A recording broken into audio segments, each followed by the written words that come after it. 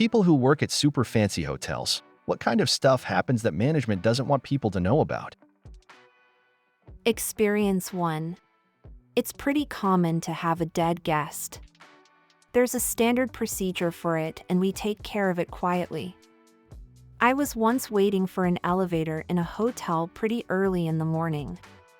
The doors opened and reflexively I started to get on. But it was filled with EMTs.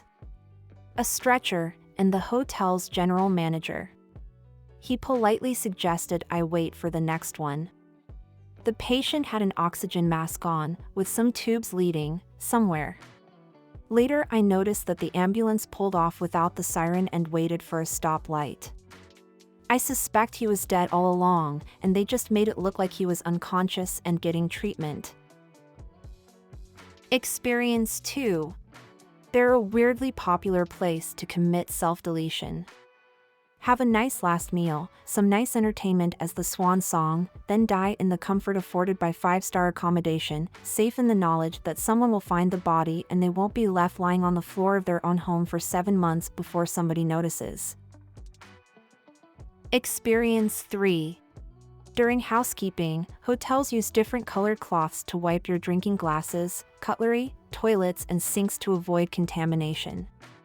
They just didn't bother separating these clothes after wiping and moving to the next room. Experience 4. Did valet at an upscale hotel in SF. The number of times I parked luxury vehicles with drugs haphazardly/precariously stowed in obvious places always blew me away. Not surprisingly, those guests were great tippers as they learned who to trust. So many escorts too, always laughed at dudes who'd come to the restaurant for lunch with a new lady practically every day like he was showing off his catalog of women as if no one knew he paid for them all. Experience 5. I have a pretty interesting one. We know criminal enterprises have funded casinos in the past. I worked at Revel Casino, now Ocean, in Atlantic City before and after its opening. One thing they kept mentioning in our onboarding was that the triads were funding the casino. I thought it was super strange that these execs were just openly telling brand new hires. Experience 6. A well-known luxury hotel and resort chain keeps a database of you. They get pictures from the internet and basically stalk you to create a profile. They put what you ordered to eat, how many towels you needed, what drink you liked, your kids' names and birthdays, addresses and phone numbers. Everyone working in the hotel has access to this database and can see your information. It's not all good stuff either. We know you were an a-hole to Jen while you were staying in London. The one I was at had to remove cameras in the lobby because big wig guys would bring their mistresses and no evidence was allowed to be recorded. Experience 7. I only work as a housekeeper at a regular 4-star hotel, but probably about 25% of people either bleed or leave poop stains on the beds. It's truly atrocious how disgusting people are, especially when they know someone else is cleaning it up. Even the wealthier guests. And the best tippers are the cleanest people. If someone fully poops on the bed and used towels to wipe, left cum on the shower door, drank heavily and puked on the carpet in multiple places, and clogged the toilet, that person will not tip at all. But the person who barely used the full bed and didn't use the shower at all and was super clean and polite, now that's a good tipper. Experience 8. I was at a hotel for months for work and I decided to have them come only once every second week because I don't need new towels and crap every day when I'm living there.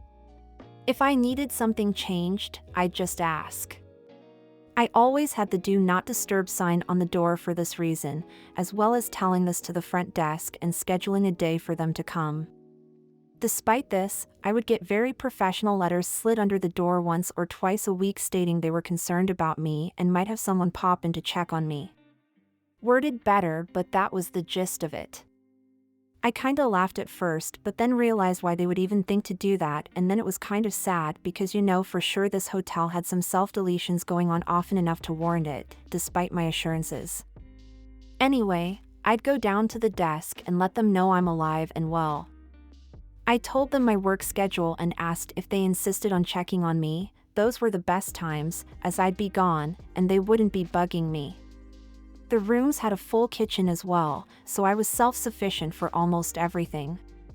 Anyway, eventually I did ask about the routine of checking up, asked one of the cleaners who were there often, and she told me basically what I assumed about self-deletions. The crap these people have to see. My God, man. I started writing letters every morning, short and concise, just asking them how they were doing and hoping they had a good day, and left a pen and notepad to write back if they chose to. In the end, I had a couple of pen pals for the few months I was there. Because this was all on work's asterisk dime and the entire trip made money, I ended up asking how the tip thing works and that if I'd left a tip on my last day, would they get it, or would it go to a random person who maybe cleaned my room once? To summarize, there were crews and shifts and assigned floors, etc., and if I left it, the appropriate people would be compensated, so I left a couple $100 for them and thanked them for everything they did and for being great pen pals asterisk and such. No idea if the people I wanted to get the tip, but someone deserving did, I'm sure, and that's all that matters. Experience 9. My brother worked in an upscale hotel in Southern California. A morbidly obese guest sat on the toilet in his room, shattered it, got his femoral artery slashed by a chunk of the broken toilet, bled to death, and flooded his room when the water line ruptured. My brother found out about it from the maintenance guy who found the body. Management made sure no other guest ever knew, including the guests in the room below the death scene who called for maintenance because water was running down their wall. Experience 10. A family member used to work at Opryland Hotel in Nashville. Yes, it's super fancy. For about a year, they had a phantom crapper. As in, random dumps left in random places.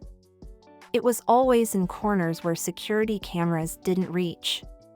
They figured it was an employee and had some ideas, but never knew who it was until someone left and it stopped. This was about 20 years ago. Experience 11. My buddy was a dive instructor at a luxury resort on an island. One of the guests had a heart attack on the diving excursion before he got off the boat. The nearest doctor couldn't come for 24 hours, so they put the corpse in a guest room and cranked up the aircon. Of course, the reception gave the key to the corpse room to a newly arrived honeymooning couple. They were greeted by the star of the weekend at Bernie. Edit for clarity, doctor was to sign off death and do formalities not to save a life. Mauritius in the early 1990s. Experience 12. I worked cooking at an ultra-exclusive resort in Utah, $3,000 to $12,000 per night. Nothing that exciting happened in my year there. I found a bottle in the tallboy, large fridge, labeled Kristen Bell's breast milk. Do not use. Most celebrities were nice, except for David Beckham. He specifically requested no staff members make eye contact with him. I had put in my 2 weeks, and was really drunk on a day off, and made a post on FB about how Gordon Ramsay was coming, and I hoped he wasn't filming Kitchen Nightmares with us. I was fired within 24 hours, lol. I did get to cook fish tacos for him and his family though, and I heard he complimented the dinner kitchen crew directly, partially open kitchen, which is cool. Experience 13. We had one of the Baldwins beat up a hooker behind the building once. That was before I worked there, but people still talked about it. We had an entire wing of the hotel infested with bedbugs. They just moved through the walls from one room to the next. We waged a war of attrition that took years and cost a lot of money, but we never stopped renting the rooms. Sometimes drug addicts have money, or maybe better said, sometimes people with a lot of money have drug addictions, so maybe once a year or so you'd have someone move in and then end up staying for months and you didn't know it was a problem until it was a problem. One day there's suddenly a lot of police cars in the parking lot and it's something we're just not supposed to talk about and pretend never happened. We had one old guy though who was rich, divorced several times over, he just retired in the hotel. He had a room on the ground level right around the corner from the hotel bar. I don't know what he paid for it, but it wasn't cheap, and he furnished his own room. Everyone on staff knew his habits, knew his drink, knew when to leave him alone or when he wanted to chat. The funniest thing was, after he passed, he'd pre-booked his memorial at a different hotel. He liked his privacy, I guess. R.I.P. Hal. Experience 14. I worked in room service at a very chic hotel in Miami. One guest requested that a specific waitress, not a room service worker, always deliver him food. Not exactly sure what went on in there, but he tipped her with a big bag of weed each time, which she would promptly bring back to share with the room service staff. Calvin Klein brought his own food because he was on a special diet. He was an asshole about it too. I can confirm that the concierge will get you whatever you want: women, drugs, Cuban cigars, guests listed at clubs. On the opposite end of the spectrum, I worked at a nice but older resort one step above a cheap motel. A local hooker stole all the furniture from one of our rooms. It was old crappy wicker furniture. We had a local couple who were staying with us to avoid being served for a lawsuit. We weren't allowed to say that they were staying there. The police eventually showed up for them. There were several times when guests would come to the front desk claiming the maids had stolen something from their room. They would be irate, demanding we call the police. Every single time. They found the item either in their luggage or car, or their travel companions had moved/packed the item. One gentleman claimed that he had left his very expensive camera in his room. My manager pulled up a video that showed him packing up his car, placing the camera on top of the car and driving off without realizing it. Experience 15. I used to work as a freelance bartender, and hotels were always the worst run situation I would end up in. Here are some examples from a really nice-looking hotel in an old monastery. The beer lines had never been cleaned, like literally never. I asked where the equipment was to do it, and no one could tell me. I eventually found it dusty in a closet in the cellar. The breakfast buffet leftovers were usually reheated and given to the staff, but sometimes became the following day's breakfast buffet. The chefs were just crap-faced pretty much every day. The worst I saw though was the wine put out on tables at a wedding. They married them up, recapped them, and put them back in the cellar. Not even the same wine getting poured into bottles. Guests had drunk straight from them, and everyone had seen, and no one had an issue with this. In my country, this is actually illegal. It's called diverting waste. This was the final straw for me in this particular venue. I told the manager that I didn't give a crap what he did after my time there ended, but there was no freaking way I was letting that wine be resold. He tried to tell me that it was perfectly legal. I cut him off and told him that it wasn't. It doesn't matter either way. It's disgusting and immoral, and if I find a single bottle of that wine in the stores, I'm walking out. Luckily, when you're freelance bartending somewhere, you're there because they desperately need you, so threatening to leave works really well. Experience 16. Good management constantly fixes mess-ups and guests never know. In my experience as a manager, if maintenance shows up with the manager to check something in the AC or TV, then an employee accidentally checked in the wrong reservation. The manager gets your name, gets you a free drink at the bar, and fixes the mess up. Using the elements, room AC and heating go out all the time. If it's a hot summer and the AC doesn't work but we are overbooked, the last check-in will get the room. We bank on it being cooler in the night. We know everything about you, especially if we have a reason to. I know that a brand new Corvette is rented, and I know your schedule and all your movements through the hotel. If you are good at hotels, then you have a good idea of who, what, when, and where most of the time. All hands on deck. Ever noticed a random maintenance guy on one floor and security on the next floor, and then a manager checking out a picture on the other floor? I've spread the team out on each floor to deter kids with sports teams. The parents like to get drunk and let their little darlings run free at the hotel. Low-grade explicit videos, movies, yes. The half-drunk girl you walked in with your 5 buddies who just want to see the pool is obvious explicit videos. We know and have cameras, then everyone gets Pikachu-faced when you ask to leave.